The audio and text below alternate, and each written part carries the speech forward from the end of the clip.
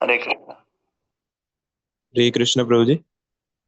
एकेकशो अङ्गानि ध्यानुभाव्यते पदादेयावधसितं गदाभृता जितं जितं स्थानं पोहाधार्यत परं परं शुध्यति धीर् यथा यथा।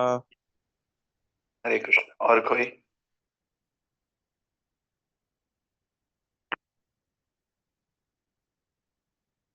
ओके।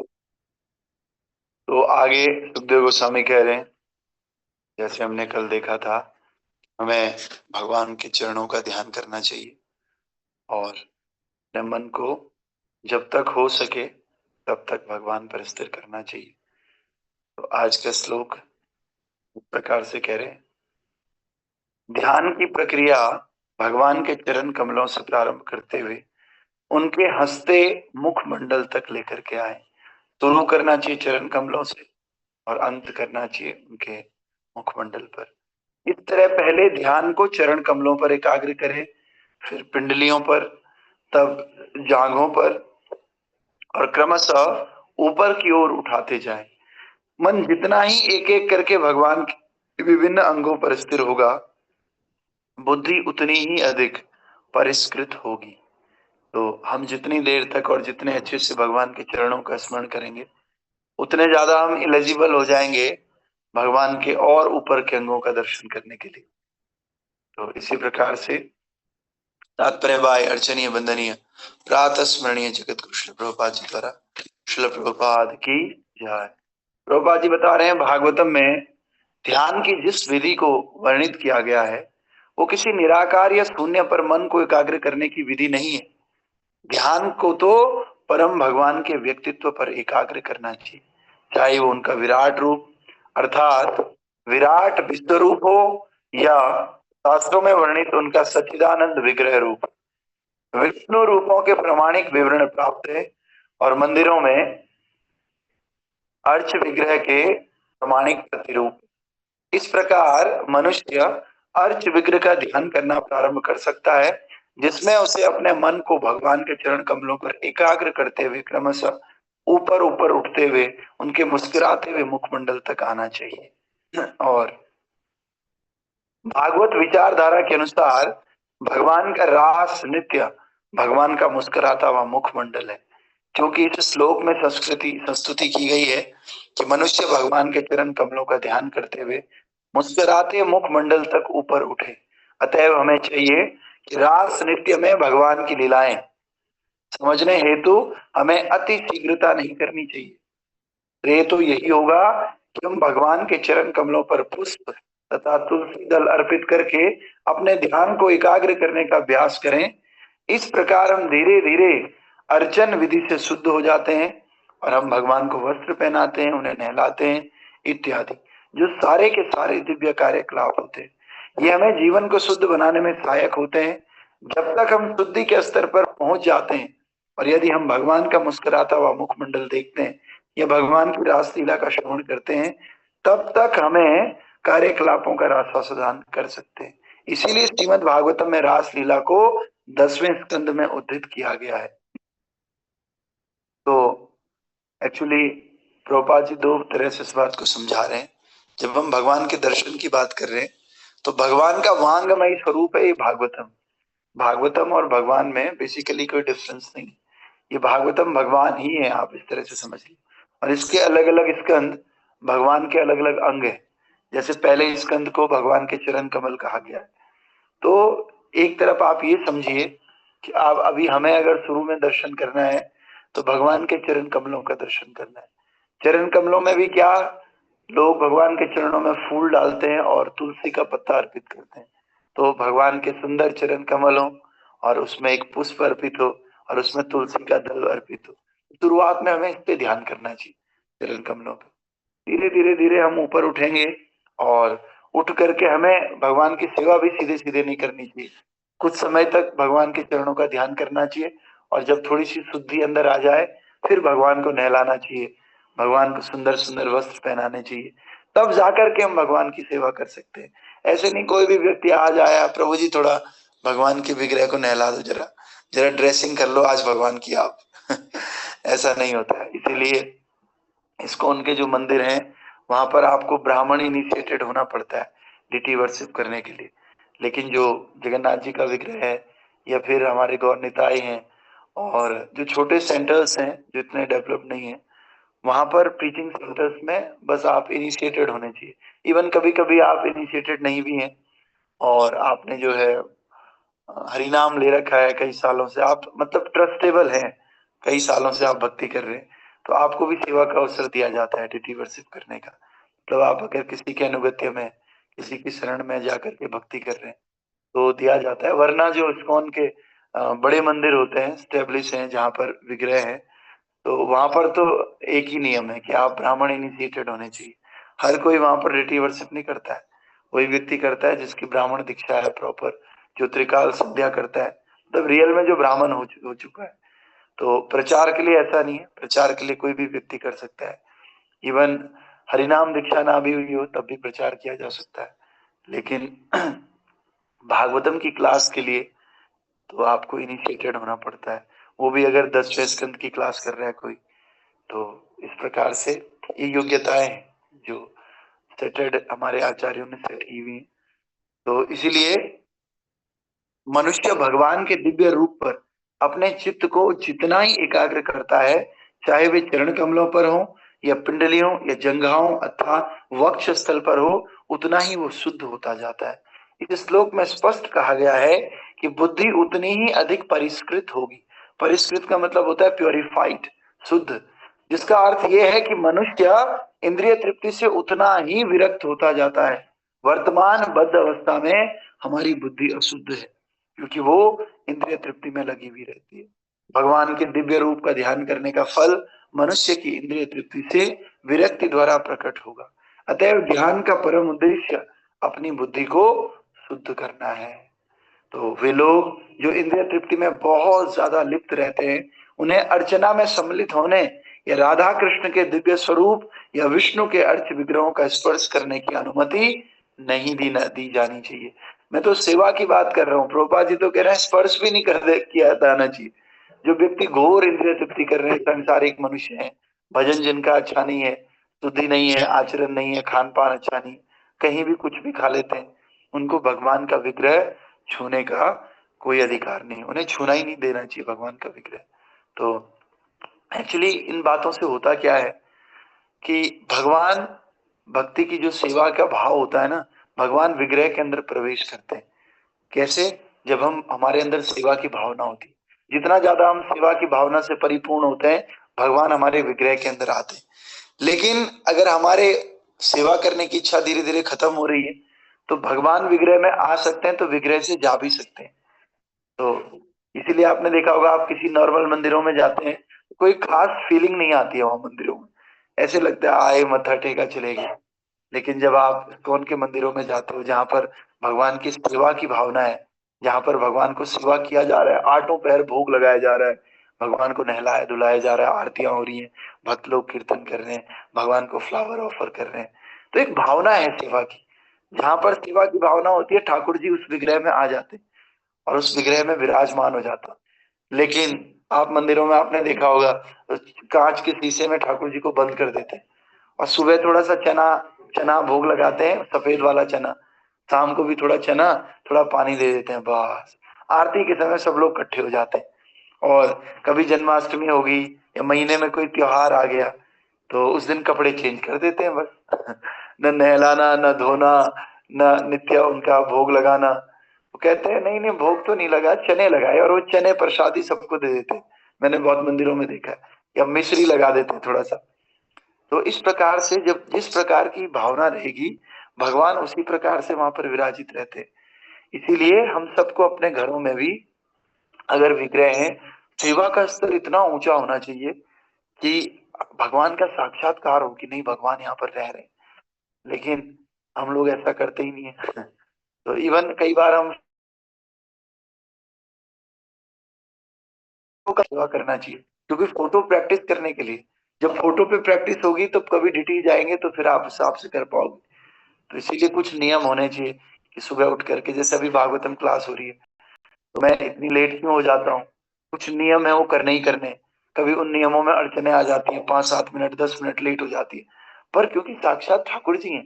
जैसे अभी भागवत कर रहे हैं, ठाकुर जी को पानी नहीं दिया ले, अरे किस बात किसकी भागवतम कर रहे हो तुम, ठाकुर जी तो प्यासे हैं, ठाकुर जी को उठाया नहीं, श्रृंगार नहीं किया, जैसे खुद तो नहा धो लिए और ठाकुर जी ऐसे कैसे ही है।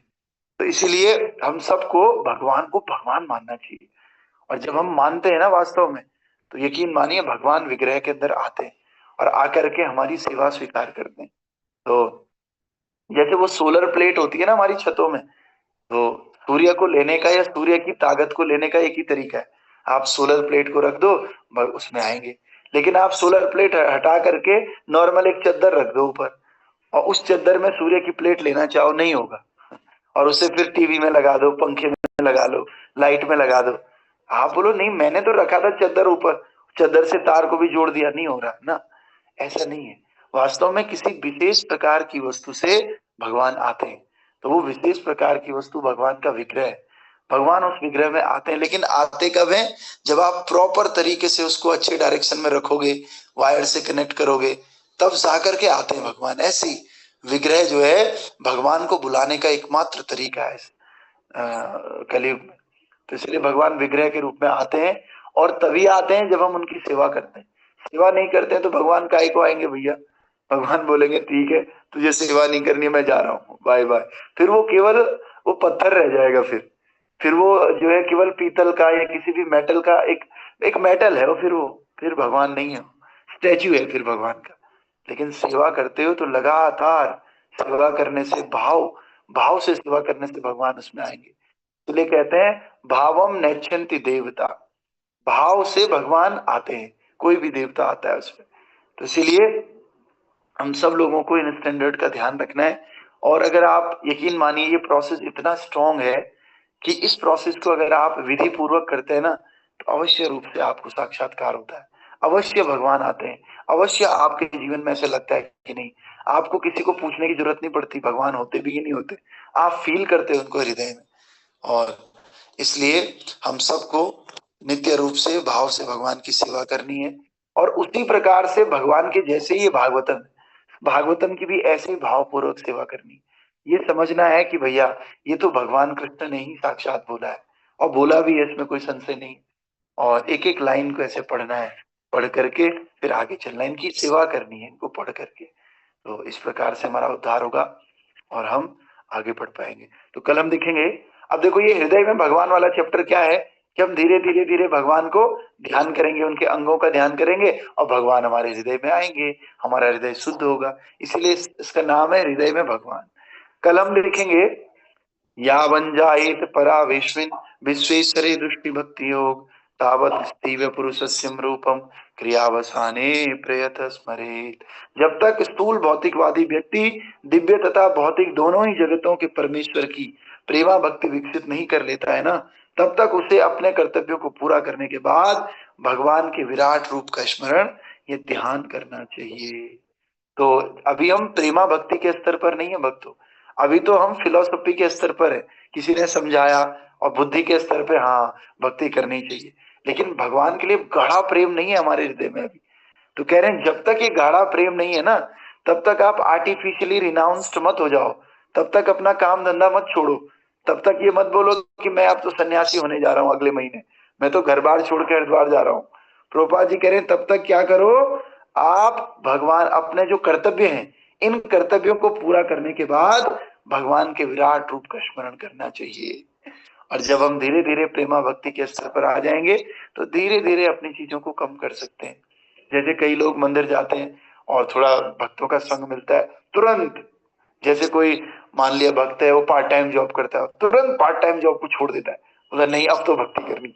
फिर एक दिन 2 दिन 3 दिन तो उसे ठीक लगता है, अब भक्तों का संग का असर खत्म हो जाता है, फिर उससे पता चलता है ओहो ये तो डिफिकल्ट हो गया, अब तो नौकरी भी हाथ से चले गई और भक्ति भी इतनी अच्छे से नहीं हो रही है।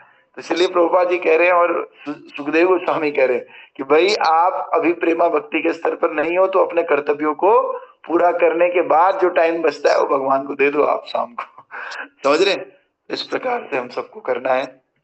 और कल बहुत सारे फेस्टिवल्स थे, शाम को हमने बताया था राधा रमन जी का प्राकट्य था कल, कल श्रीनिवास आचार्य का भी प्राकट्य था, परमेश्वरी दास ठाकुर का भी डिसअपियरेंस था, और हमारे माधवेंद्रपुरी, श्रीपाद माधवेंद्रपुरी का भी कल अपीयरेंस था। तो इन सब भक्तों के बारे में, हाँ, इन सब भक्तों के बारे में हमने बात भी करी है पहले शाम की क्लास में। सुबह हमारे पास समय होता नहीं है, सुबह होता तो हम इनके बारे में बताते। तो ये याद रखिए, नरसिंह चतुर्दशी के अगले दिन ये सब होता है, क्योंकि नरसिंह चतुर्दशी के दिन ही गोपाल भट्ट के हृदय में आया था कि भैया सबके पास तो विग्रह है, लेकिन मेरे पास तो शालिग्राम ही है, तो मैं शालिग्राम को क्या पहनाऊं, क्या क्या इनका श्रृंगार करूं, क्योंकि शुद्ध भक्त है। तो रात को ऐसा सोच करके सोए थे, सुबह सुबह ऑल्टर में गए नरसिंह चतुर्दशी के दूसरे दिन, तो देखा कि उन्हीं शालिग्राम से राधा रमन जी का प्राकट्य हो गया। तो ये राधा रमन जी है, वृंदावन के ठाकुर है, और वृंदावन के तीनों विग्रहों से मिलकर के ये बने हुए, श्री गोविंद, गोपीनाथ, मदन मोहन। गोविंद देव जी, मदन मोहन जी और गोपीनाथ जी, ये तीनों मुख्य विग्रह हैं वृंदावन के। तो इन तीनों विग्रहों का मिलित स्वरूप है श्री राधा रमन, अपने आप प्रकट हुआ है विग्रह। और अभी भी मैंने कल भी बताया था, वृंदावन के ये तीनों विग्रह अभी जयपुर राजस्थान में है, क्योंकि औरंगजेब ने या मुस्लिमों ने अटैक कर दिया था, तो सारे विग्रहों को बचा करके लेकर जाया गया। लेकिन राधा रमन वहीं पर ही है अभी भी, क्योंकि इन लोगों ने वहां पर एक गुफा बना दी थी, गुफा के अंदर राधा रमन को रख दिया, और जब थोड़ी स्थिति सामान्य हो गई, राधा रमन को बाहर निकाल करके फिर से पूजा अर्चना शुरू हो गई। तो ये राधा रमन बहुत ही, अभी भी वहां पर रसोई बनती है कैसे, ये लकड़ी से और बर्तनों से, बाहर की कोई भी वस्तु का भोग नहीं लगता है वहां पर। दूध दूध भी अगर लाना है तो कच्चा लाते हैं, ऐसे उबला हुआ दूध नहीं लेकर जा सकते वहां पर। तो दूध ले जा करके सेवा होती है। और आप लोग रील्स भी देखते होंगे आजकल, बहुत फेमस पुंडरीक दास गोस्वामी, जो महाराज जी, ये भी भगवान के शुद्ध भक्त हैं, और वो कितना और ज्यादा राधा रमन जी की ग्लोरीज को पूरी दुनिया में फैला रहे हैं। उनकी वाइफ भी हैं श्रीमती रेणुका देवी दासी, ये दोनों मिलकर के खूब प्रभुपाद जी को भी ग्लोरीफाई करते हैं, कौन को ग्लोरीफाई करते हैं, और ये लोग मिल करके राधा रमन जी को कितना पूरे विश्व में फैला रहे हैं। तो ऐसे राधा रमन जी का प्राकट्य कल था। ऐसे ही श्रीनिवास आचार्य हमारे ठाकुर जी हैं, माधवेंद्रपुरी, जिनकी वजह से ये पूरी चंदन यात्रा आजकल चल रही है, माधवेंद्रपुरी का भी कल था। तो इस प्रकार से इन सब पे एक्चुअली बात होनी चाहिए, लेकिन हम सब लोग थोड़ा टाइम से बंधे हुए हैं, सुबह सुबह, शाम को सब लोग आते ही नहीं। अब तो सुबह भी सारे लोग नहीं आ पा रहे हैं, पता नहीं क्या हो गया है लोगों की भक्ति में जो है आजकल, कहीं से सीमेंट का वो एक ब्लॉकेज होता है ना, कि वो खोल नहीं पाते हम लोगों को, पक्का पक्का वाला प्लास्टर हो जाता है, वो डॉक्टर के पास जाकर के खुलता है। तो ऐसा प्लास्टर लग गया आजकल लोगों की भक्ति में, लोग आ नहीं पा रहे हैं सुबह सुबह। तो सबसे रिक्वेस्ट है कि जो भी आपके जानने वाले हैं, जो लोग पहले आते थे, अभी मुझे ध्यान भी नहीं रहता है कौन आ रहे कौन नहीं आ रहे, तो आप लोग उनको अवश्य रूप से बुलाओ। और भगवान और प्रभुपाद जी की यही इच्छा रहती है कि आपको निमित्त बनाते हैं भगवान, कि भाई दूसरों को बताओ और लाओ मेरे पास, इससे आपका शुद्धिकरण होता है। ठीक है, क्योंकि भगवान की प्रेमा भक्ति तो है नहीं हम लोगों के अंदर, तो प्रेमा भक्ति नहीं है। एक काम तो हो सकता है कि भैया तू क्लास में आता था यार, आजकल क्यों नहीं आ रहा है, आ जा यार, ज्वाइन करके। ऐसे हमारे अंदर क्यूरियोसिटी होनी चाहिए यार, कि इसने ज्वाइन किया कि नहीं, इसने किया कि नहीं, अच्छा नहीं किया, चल भाई फोन कर लो, फोन किया, भाई ज्वाइन कर ले यार, तू बहुत दिन से नहीं कर रहा है।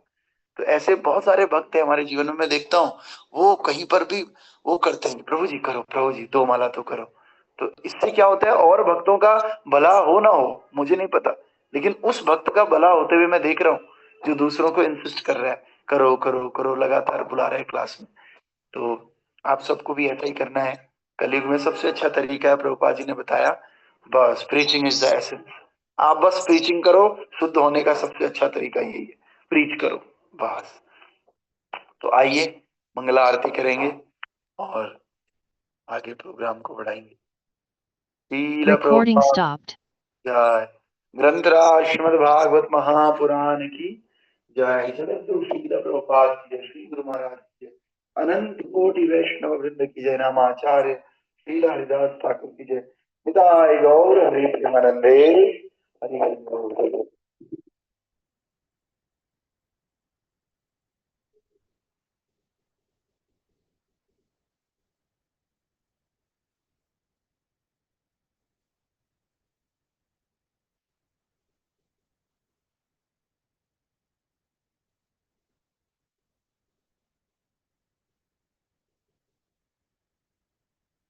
अहिंसा